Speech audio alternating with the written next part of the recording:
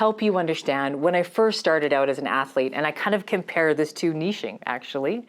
So there's 3 stages in niching and there's 3 stages in coaching. So the push, pull, participate. When I started out as an athlete, and I had some talent, right? I definitely had some talent, but I needed to learn a lot. I actually needed to become a soldier, right? And so when someone needs to just learn and do the action so they can build the foundation, that's when you push. It was really important when I was an athlete. I had a coach that pushed me.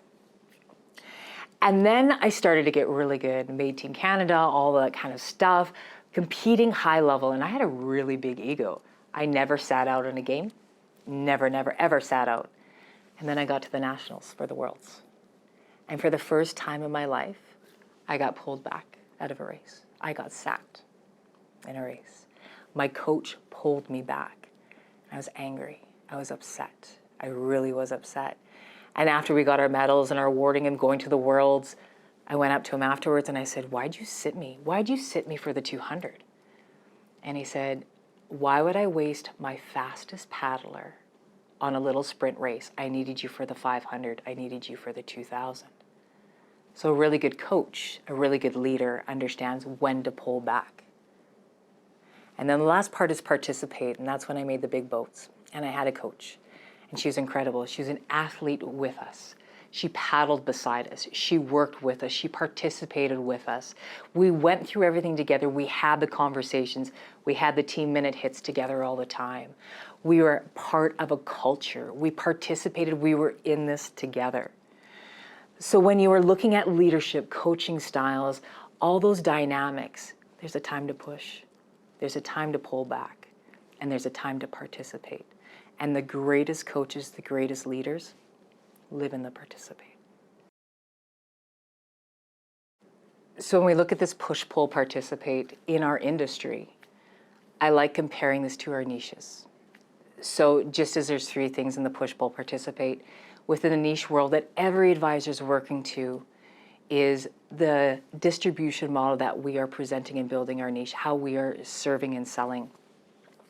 So it is that part of, we have transactional in the beginning, and then we have relationships, and then we have expertise. So as you are translating and understanding what this is in the financial services industry, so in the first part, when they're first coming into the industry, everything's transactional. You need to push them. You're pushing your product out there, right? You are just kind of putting everything out there. You're figuring out what sticks. That it happens. It's just natural. You have to learn. So that's that one part. And then you get really good at it. So you start asking that question, how can I do this better? The leader sees the talent, the potential that's happening. So then you enter into this relationship model of distribution, right? Of how you are selling your product and showing up and getting your clients. And that relationship model is more of a pullback because you are working on becoming the trusted advisor. You're taking a longer time to develop the relationship. You're starting to pull back. You understand how important that is, right? You are now becoming kind of that known common name. Articles are starting to get written about you. You're starting to get known. You're starting to have a reputation. And you're having success. And then again, you go, how can I do this better? And so does your leader help you do this better. And this is where you go into the expertise model.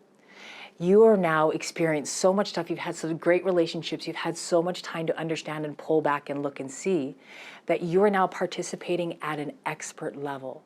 You are able to participate in the conversation so strongly because you are the expert in that field, in that part. And that is so incredibly strong.